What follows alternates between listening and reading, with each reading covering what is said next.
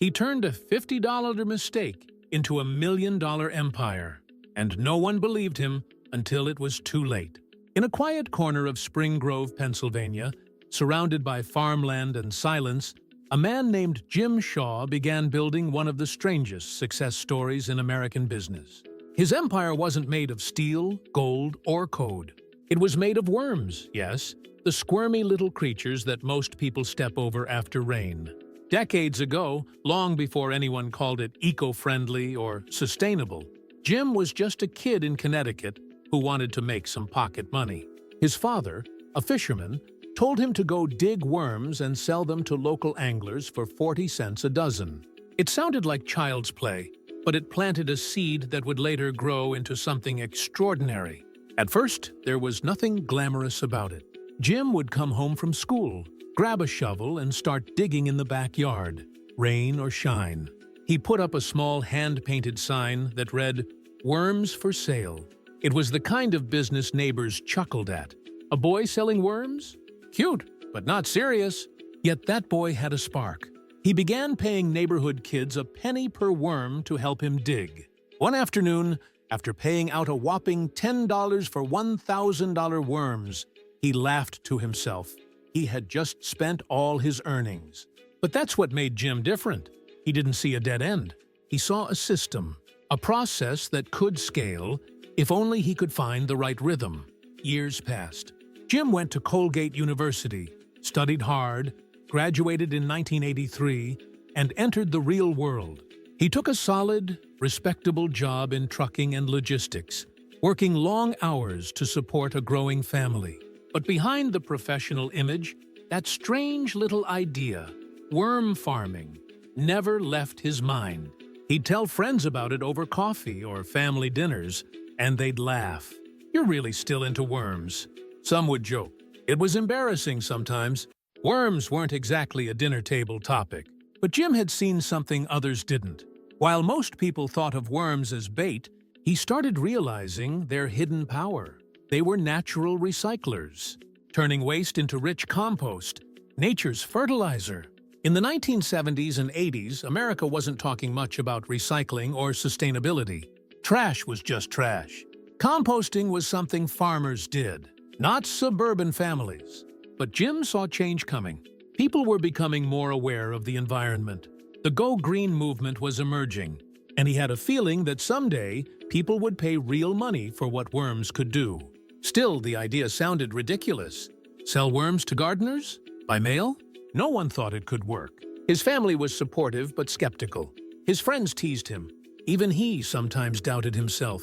But every time he went out to the yard, dug his hands into the soil, and saw those tiny red wigglers moving, he felt something honest, a connection to nature, to patience, to persistence. During his trucking years, Jim ran his small worm business on the side. He'd raise worms in bins behind his house, packaging and selling a few dozen at a time to local customers. The work was slow, dirty, and unpredictable. Some shipments would fail. Worms would die in transit. And when he raised the price from 40 cents a dozen to 70 cents, local fishermen complained that he'd gone corporate. But Jim didn't stop. When local supplies couldn't keep up, he started importing night crawlers from Canada, experimenting with different breeds that could survive the journey and thrive in his setup. He learned everything by trial and error: temperature, moisture, bedding, packaging. He lost batches. He wasted money. But each failure taught him something new. He kept refining his process, quietly building knowledge and confidence while working his full-time trucking job. His garage filled with bins.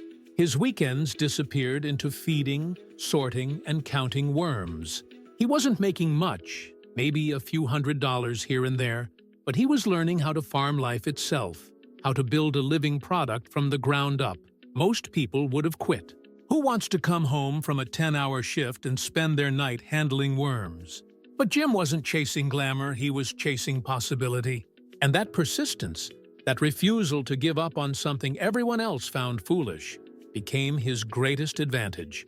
As the 1990s approached, something in the world began to shift. Gardeners, farmers, and eco-conscious homeowners started looking for ways to reduce waste and grow healthier plants. Composting, once a fringe habit, started gaining attention. And right at that intersection of timing, patience, and soil, Jim Shaw was waiting. He had no fancy investors, no viral moment, just bins, worms, and belief. What began as a kid's backyard hustle was about to become something much bigger. But success doesn't just show up, it sneaks in quietly. Through years of unnoticed effort, Jim had been laughed at, ignored, and underestimated. And then, one small decision flipped everything. It turned mockery into millions. Then everything changed.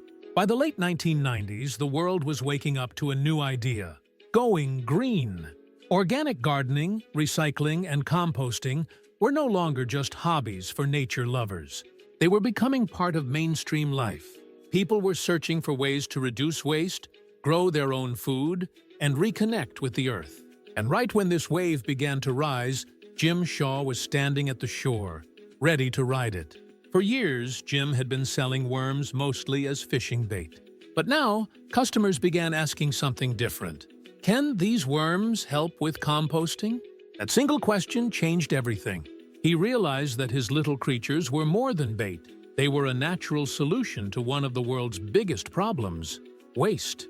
Jim pivoted. He began focusing on composting worms, particularly red wigglers, which could eat food scraps and turn them into rich, organic soil. As the environmental movement grew, so did his orders. Word of mouth spread among gardeners and eco-communities. Soon, people across the country were calling and asking for worms by mail. At first, it sounded impossible. Shipping live worms nationwide? Through postal trucks and sorting centers? It was a logistical nightmare. But Jim, with his years in trucking and logistics, knew how to handle challenges like this. He experimented with packaging, humidity levels, and insulation until he found a method that worked. He even began offering a live arrival guarantee, something almost no one in his industry dared to promise. And then came the internet. In the early 2000s, Jim's sons convinced him to take the business online. Together, they launched a website, Uncle Jim's Worm Farm. It was simple, honest, and oddly charming. The internet allowed Jim to reach a national audience for the first time. Within months, orders poured in from every state. From selling a few dozen worms a week, they began shipping hundreds of thousands every month. By the time most small bait sellers were fading out, Jim's business was thriving.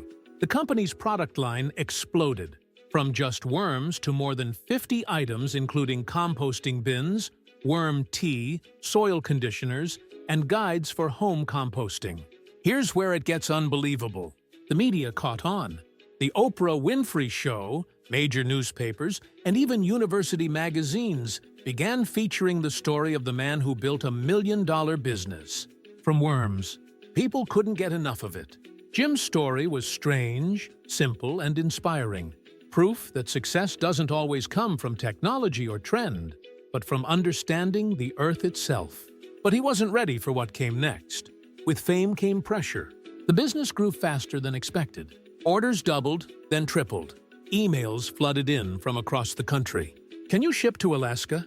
Do worms survive winter? Can you help my school start a compost project? Jim and his family handled it all themselves. His son Jimmy took charge of online marketing and e-commerce.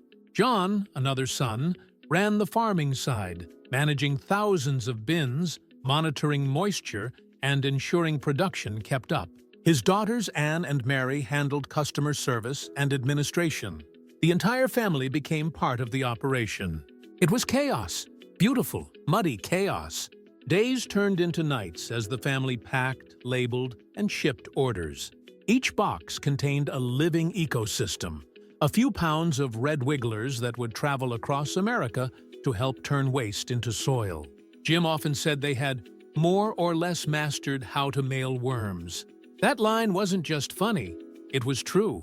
His shipping system became the backbone of the business. But as success grew, so did the stakes. Worms were living creatures, sensitive to temperature and moisture. One shipping delay, one heat wave, and hundreds of boxes could be lost. There were moments of panic, a storm knocking out power, a shipment delayed in transit, an entire week's work at risk. But each time, Jim and his team found a way to recover. The numbers just kept rising. Within a few short years, Uncle Jim's worm farm transformed from a local side hustle into one of the largest vermiculture businesses in America, operating on a 13-acre property near the Maryland border. They weren't just selling worms anymore. They were selling sustainability, one box at a time. And then came the real test. Could they keep growing without losing the soul of the business? Jim made sure they did. The company stayed family-owned, transparent, and mission-driven. Every product carried the same quirky, friendly branding, Uncle Jim, the man who made worm farming cool. His approachable tone made customers feel like part of a community, not just a market.